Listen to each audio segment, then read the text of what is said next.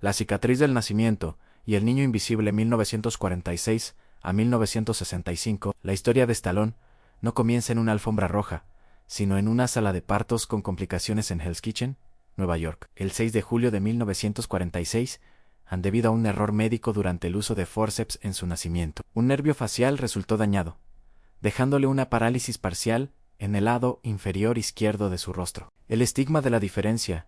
Esta condición le dio su característica mirada caída y su habla ligeramente arrastrada, algo que para cualquier aspirante a actor sería una sentencia de muerte profesional.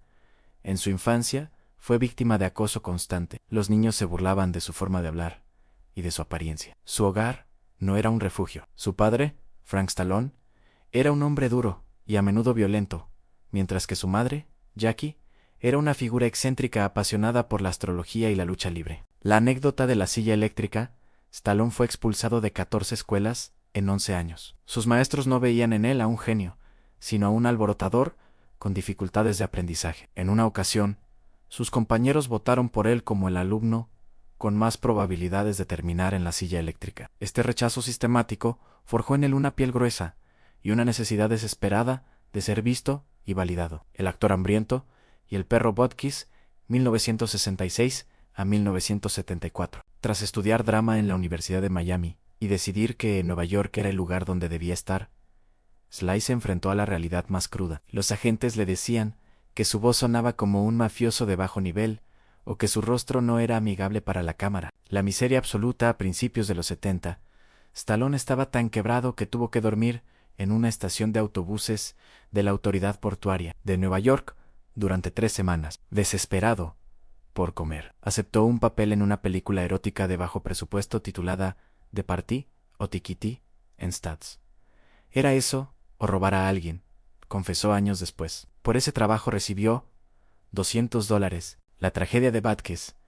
La anécdota más conmovedora de esta época involucra a su perro, Butkus, un Bull Mastiff, que era su único amigo. Stallone llegó a un punto tan bajo de pobreza que no tenía dinero para alimentar al perro. Con el corazón roto, fue a una tienda de licores y vendió a Butkus a un extraño por $40. Caminó alejándose mientras lloraba, sintiendo que había fallado en lo más básico en proteger a su compañero. La revolución de Rocky.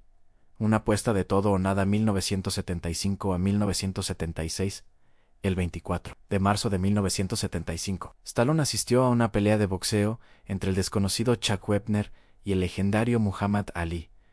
Aguantó 15 asaltos, logrando incluso derribar a Ali una vez. Stallone vio en esa pelea una metáfora de su propia vida. El hombre que no tiene talento infinito, pero que tiene el corazón para resistir los golpes. El guión de 3 días, Sly fue a su casa y escribió el primer borrador de Rocky en solo 3 días. Cuando intentó venderlo, los productores Erwin Winkler y Robert Chartoff se enamoraron del guión. Le ofrecieron $360,000, una fortuna astronómica para alguien que tenía $100 en el banco. Pero con una condición. Ellos querían a una estrella como Ryan O'Neal o Burt Reynolds para el papel principal. El hombre que apostó por sí mismo, Stallone, se negó. Sabía que si vendía el guión y otro interpretaba a Rocky, se odiaría por el resto de su vida. Prefería morir de hambre siendo el dueño de su destino que ser rico viendo a otro vivir su sueño. Al final, aceptó un pago mínimo de $35,000 y una participación en las ganancias. Pero él sería Rocky Balboa. El reencuentro con Butkus con el primer cheque del contrato. Lo primero que hizo Stallone fue ir a la licorería donde había vendido a su perro. Esperó 3 días hasta que vio al nuevo dueño. Le suplicó que se lo devolviera, pero el hombre se negó. Stallone terminó pagando $3,000 y ofreciéndole un pequeño papel en la película para recuperar a Butkus. El perro que aparece en Rocky es el Butkus real de Stallone. Rambo y la década de oro, 1982 a 1989. Si Rocky lo convirtió en una estrella, Acorralado First Blood lo convirtió en un ícono global. Stallone tomó el personaje de John Rambo de una novela donde el protagonista era un maníaco, homicida, y lo transformó en una figura trágica, un veterano de Vietnam con trastorno de estrés postraumático que solo quería un lugar donde comer. La rivalidad con Schwarzenegger en los años 80. Stallone y Arnold Schwarzenegger mantuvieron una rivalidad legendaria y a veces infantil. Competían por quién tenía el arma más grande quién mataba a más enemigos en pantalla